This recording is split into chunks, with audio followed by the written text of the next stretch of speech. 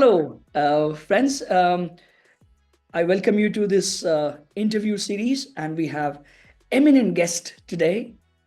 He is Dr. Balasaheb Waphare, and he is based out of India and heading a very renowned institution from MIT group of institutions, and he leads one arm of that institution called ACSC.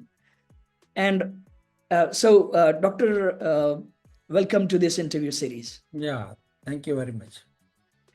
Okay, just to start with this interview, uh, let me ask you, what is your total years of experience in the education field, and how long you have been with MIT group of institutions? Yeah, yeah. Sir, my total experience in education field is more than 30 years. Wow. And in MIT group of institutions, to be exact, I'm working last 26 years with MIT group of institutions here. My Fantastic. subject is mathematics. So my qualification is MSc Mathematics. Then I completed my Ph.D. in mathematics as well from a reputed university, Savitribai Phule Pune University in 2010. Wow. And I produced two PhD students. Four PhD students are working under me. So Wow. shortly they will be awarded PhD degree. Yeah, Wow. yeah. Fantastic. Thank Fantastic. you. Yeah. So I think that's a great achievement, and I must say that 26 years in MIT, which is almost all of your experience with MIT. So Mhm. it's great to see such loyal people who stick to one organization and help the organization grow to the next levels. Yes. Um, Now let me take your insights on how do you see the education system today, how it is changing from what it was 10, 15 years ago, how the education industry is changing. Yeah. Thank you very much. So nowadays, sir, education is changing. If you take an example of implementation of NAP 2020, so as per NAP 2020, we need to make many changes in our education system. When it comes to designing a curriculum, so ours is autonomous college from last academic year. So why before designing the syllabus, we have taken a feedback from industry people. We also taken a feedback from students. We also taken a feedback from faculty members of other colleges as well, Wow. and also taken a feedback from academicians. So what is the need of industry? Accordingly, we have designed a syllabus, and the best part, sir, is that before 15 years or 10 years, we were teaching a theoretical part in majority. Nowadays, as far as NAP 2020 is concerned, it is said that more focus should be given on the practical approach. And keeping this in mind, sir, we have designed a syllabus like this. So we have only two theory lectures, and other part of the workload is invested on this practical exposure. This is one aspect.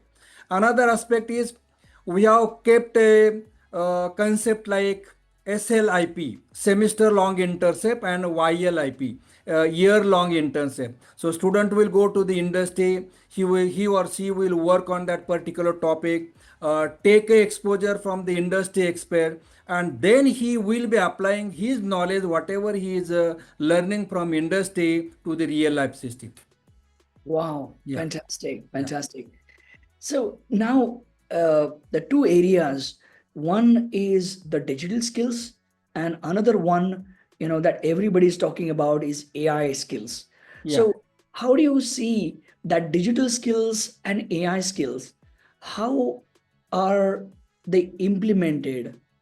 First of all, let's see how are they useful and important for students, and then we will see how educational institutions are implementing it. Yeah, yeah. Thank you very much, sir. Nowadays, this AI is one of the very needed and very much required technology, we can say. But my concern is that this AI should be handled in a very systematic and proper way, because we cannot get each and every answer correct one from the AI or chat GPT. So we have to look it at very carefully, because as a mathematician I just ask one question, give me the roots of a fourth degree equation, and ChatGPT has answered it wrongly. And later on, when I said that this is not a correct route, then that ChatGPT has corrected it. That is a different thing. But we have to handle it very carefully. When it comes to drafting parts, sir, content writing, drafting writing, email writing, then this AI or ChatGPT is a very very important thing. There are various tools. For example, if you want to draw a three-dimensional figure, there are some certain tools in AI also. So with the help of that, it can be drawn very easily and very correctly as well. But as far as technology integration is concerned, we at our campus, sir, we have a ERP called MasterSoft. We have a software called Pod for the placement, and we are doing a integration of all this technology with the AI. Okay. Yeah, and this helps us in a very variety. It is very useful to students. It is very useful to administrative staff as well. It is very useful to our faculty members as well. Wow, fantastic. Yeah. So that brings me to this topic of, faculties. So obviously, as much as we focus on students, it seems that you have a very, you can say, planned focus on faculty development also. Yeah. So Yes. what are the things that or activities you do for faculty development? Yeah. Sir, as far as faculty development is concerned, so during the last 1 year, sir, we have arranged four faculty development programs in our campus. We are Wow. also encouraging faculty members to attend various faculty programs which are run by the IITs, NITs, or various renowned institutions in India. And for that, some registration fee is there. The college is providing that registration fee to get it done by the faculty members. We are also giving exposure to attend the industry training programs. So we are sending in a group of maybe 6 to 7 people at a time to the industry for 8 to 7 days. They are taking a training in the industry, coming back and sharing their feedback with the other staff members and students as well. So this helped us a very lot. So how many faculties you have within your campus? Yeah. So at present we have a faculty members of 120 numbers. Wow. So Yeah. for all these 120 faculties, for their development program, the institution pays for it. Yes. Yes. Yeah. That's really commendable. Yes, sir. We understand the Yeah. commercial impact of this, but at the same time, I see that your initiative, the management's initiative, is Yeah. really appreciable because you're putting that kind of a money to ensure that faculties are upgraded. Actually, sir, our executive president, Dr. Sunil Karad, he has completed his PhD and postdoc from England only. So Okay. he is having that much exposure, and because of this only, he has given us a freedom. But he only wants output. That's all. Correct, correct. Yeah. Wow, fantastic. Yeah. Fantastic. That's wonderful. Yes, I think we see that a lot of programs here in England, well, I would say in general in UK, Okay. lots of universities are extremely thorough. They are practical oriented, and yes, I think we would like that kind of an approach to go, everywhere in the world.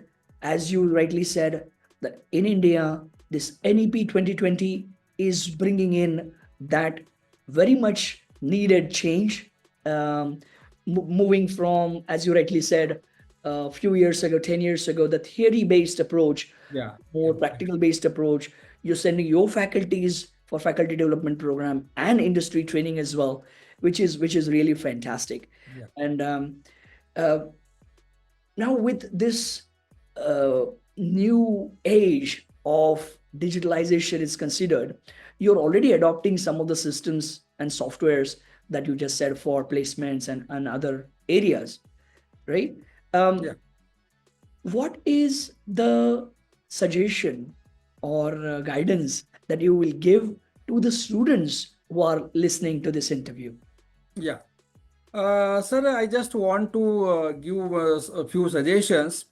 First one is, in order to get a detailed knowledge for a particular topic or for a particular subject, the student should study the subject in a very detailed way.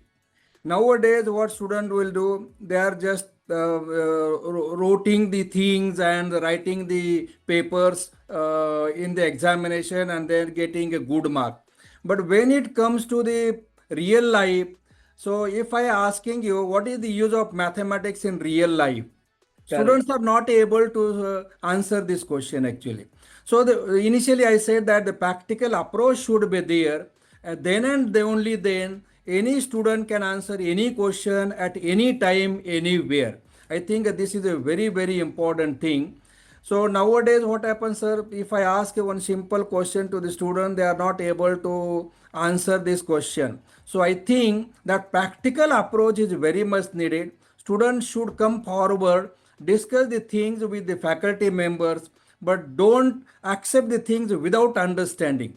Many times it may happen that students are accepting the things without understanding, and later on they are facing a major problem. So my suggestion to all the students is that don't accept the things without understanding, whether it is a classroom teaching or whether it is a laboratory teaching. So I think that is a very very important thing. Wow, fantastic, Yeah. fantastic. Yes, and I think for students to be successful, not just within the city or within the country, Yeah. if they want to be successful globally in Yeah. international market, what do you suggest what students should do? Yeah, I think students should do some global certifications which are available. I think with the help of that certificate, student can explore like anything. Majority of the students, sir, in India, they are lacking majority in two parameters. Number one is a communication skill, and another one is aptitude skill. So, keeping this in mind, we have recruited a separate faculty members in our college only.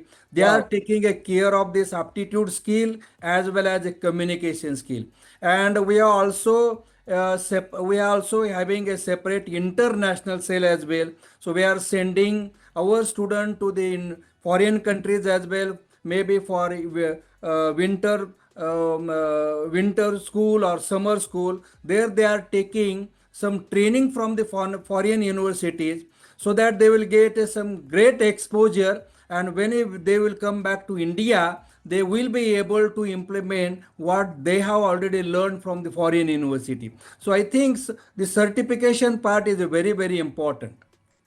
wow, fantastic. That is really interesting and very useful for the students who are listening to this.